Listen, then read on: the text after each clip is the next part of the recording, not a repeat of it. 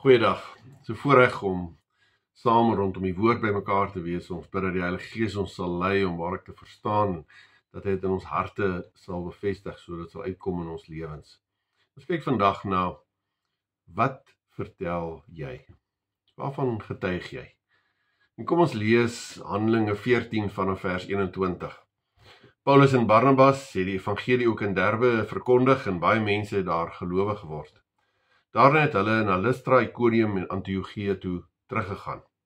Hulle die gelowiges geestelik versterk en hulle aangespoor om getrou te bly in die geloof. Ons sal eers deur baie verdrukking moet gaan voordat ons in die koninkryk van God kom, het hulle gesê. Hulle het in elke gemeente het hulle ouderlinge gekies. Nadat die gemeente gebid en gevas het die apostels hulle opgedra aan die Here in wie hulle nou geglo het. Die apostels het verder deur Sidië, Pisidië en Pamfilië toegegaan. Daar het hulle in Perge die woord verkondig en daarna na Italië toe vertrek.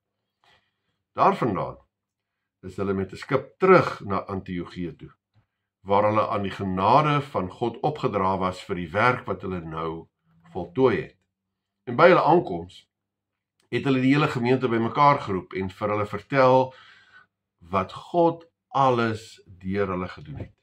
En dat hy, is nou God, vir die heidene die deur van die geloof oopgemaak het. Die apostels het 'n geruime tyd daar by die gelowiges deurgebring. Wat vertel jy? Nou, die natuur is geskape om die groot dade van die Here te verkondig. Ons lees in Psalm 19, Psalm van Dawid, die hemel getuig van die mag van God, die uitspansel maak die werk van sy hande bekend. Ja, ons sal vra, waarom hierdie miljoene ligjare groote uitspansel? Hoekom? Hoekom is daar soveel detail? Hoekom is daar in elke sonsondergang hierdie skildery wat partykeer net vir 'n paar oomblikke is? Hoekom? Dit vertel van God se grootheid. Dit getuig oor wie God is. Die natuur getuig van God. Die uitspansel vertel wat God gedoen het en doen. Ons as kinders van God, ons as gemeentes, hoekom is ons hier? In 1 Petrus 2 vers 9 lees ons, julle daarenteen is 'n uitverkore volk, 'n koninklike priesterdom, 'n nasie wat vir God afgesonder is, die eiendomsvolk van God, die volk wat die verlossingsdade moet verkondig van hom wat julle uit die duisternis geroep het, na die wonderbare lig. Dis hoekom ons hier is. Verlossingsdade moet verkondig van hom. Handelinge 14, by hulle aankoms het hulle die gemeente bymekaar geroep en vir hulle vertel wat God alles deur hulle gedoen het. En dat hy vir die heidene 'n deur van geloof oopgemaak het. Ons is daar om te vertel wie God is. Ons is daar om te vertel van die groot dade van God. Wat beleef ek en jy daagliks waaroor ons moet praat? Wat moet ons vertel? Nou, die grootste wonderwerk is dat 'n verlore, stikkende sondaar 'n vrygespreekte, nuutgemaakte koningskind word. Dis die grootste wonderwerk. Wanneer jy in Jesus Christus glo, wanneer jy die Here omhels het in die geloof as jou verlosser en koning, dan het jy 'n wonderwerk om te vertel. Naamlik dat die Here jou nuut gemaak het, dat jy dood was en nou geestelik lewe. Jy het 'n storie om te vertel van hoe die Here dit in jou lewe gedoen het en wat dit in jou lewe beteken. Die grootste wonderwerk is dat jy Christus kan ken en 'n verhouding met hom kan leef. As mens gaan lees Filippense 3, dan getuig Paulus en dan vertel hy van alles wat in sy lewe gebeur het en hoeveel belangrike dinge hy gedoen het en eintlik sy CV is nogal indrukwekkend. En dan sê hy, maar hy beskou dit alles as verwerplik, want om Christus te ken, oortref alles in waarde. Dis waaroor ons moet praat. In 1 Korintiërs 2 vers 2 staan daar, ek het my voorgenem om met julle oor niks anders te praat as oor Jesus as die Christus en wel oor hom as die gekruisigde. Nou, Christus is die Messias, die een wat sou kom, die beloofde een wat die redding sou bring. So Paulus oorbeklemtoon dit, dat sy voorneme om te getuig en te praat, is om te praat oor Jesus Christus. Dis die boodskap van sy lewe. Wie Christus is, wat hy kom doen het op aarde, en wie hy Christus in Paulus se lewe is. Waarom moet ek en jy getuig? Ons moet getuig, ons moet vertel hoe die Here jou gelei het om sy kind te wees. Hoe jy tot geloof gekom het en tot geloofsekerheid gekom het. Partykeer ja, binne 'n kerk of binne 'n geloofsomgewing, ander kere nie. Ons moet praat oor wie Christus in jou lewe is. Wat beteken dit om kind van God te wees? Wat beteken God se vryspraak? Nou as daar staan in 2 Korintiërs 5:17, iemand wat aan Christus behoort, en jy behoort aan Christus, wanneer jy hom in die geloof omhels het, as verlosser en koning. Dan iemand wat aan Christus behoort, is 'n nuwe mens. Die oue is verby, die nuwe het gekom. Wat beteken dit? Daaroor moet ons getuig. En daaroor moet ons gereed wees om te getuig.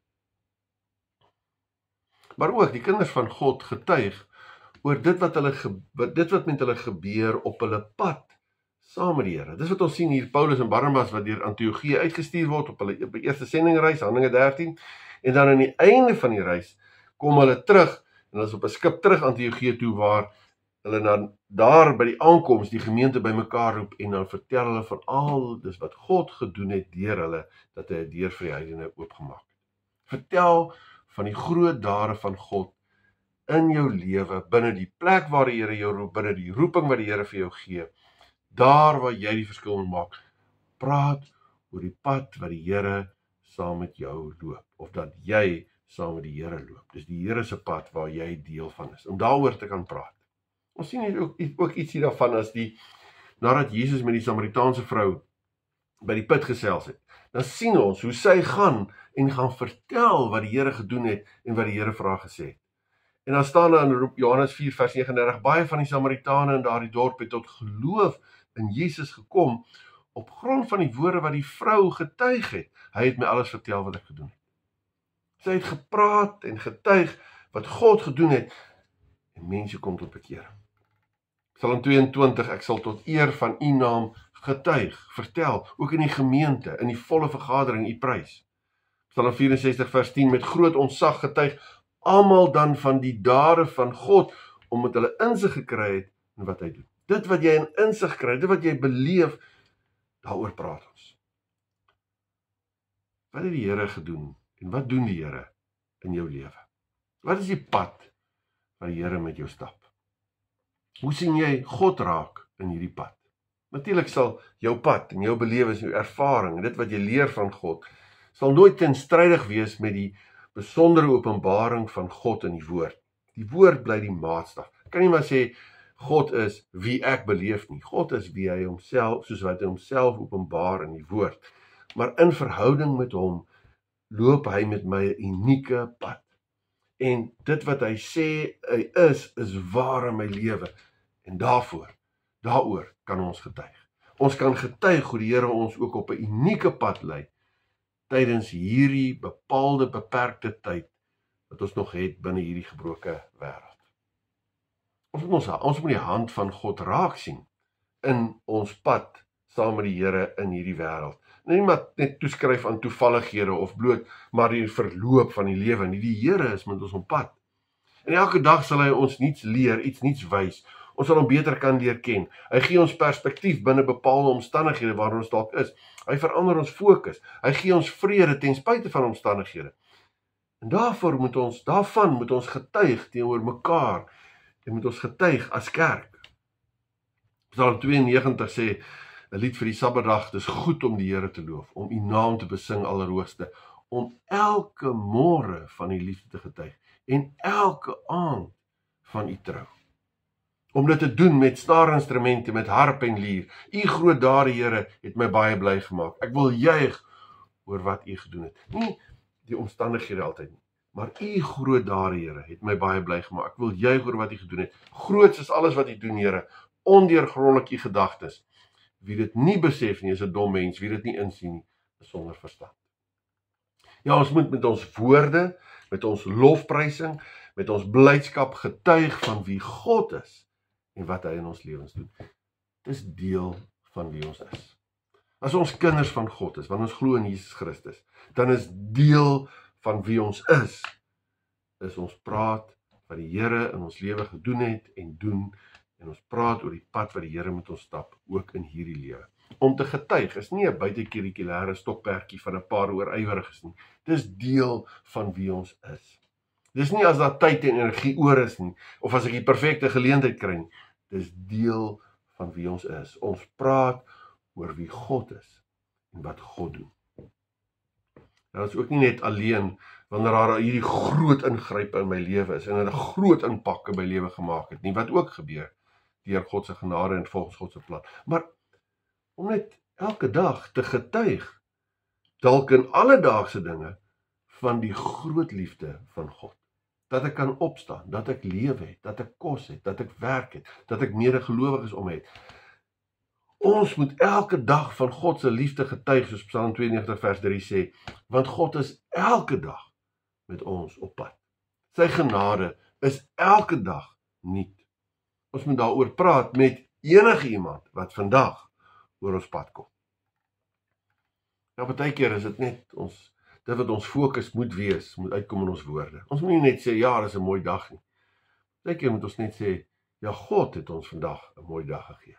Of, ja, ek is so besig. Baie keer moet ons net sê, maar ja, ek het so baie goed wat die Here vir my gee om te doen, ek bid net vir sy wysheid, om die regte prioriteite te stel. Daai Psalm 118 wat sê, dit is die dag wat die Here gemaak het, laat ons daaroor juig en bly wees. Elke dag. Elke dag. Dis die dag wat die Here gemaak het. Laat ons daaroor juig en bly wees en vertel van wie God is in ons lewens vandag. Psalm 118 vers 1, loof die Here want hy is goed, aan sy liefde is daar geen einde nie.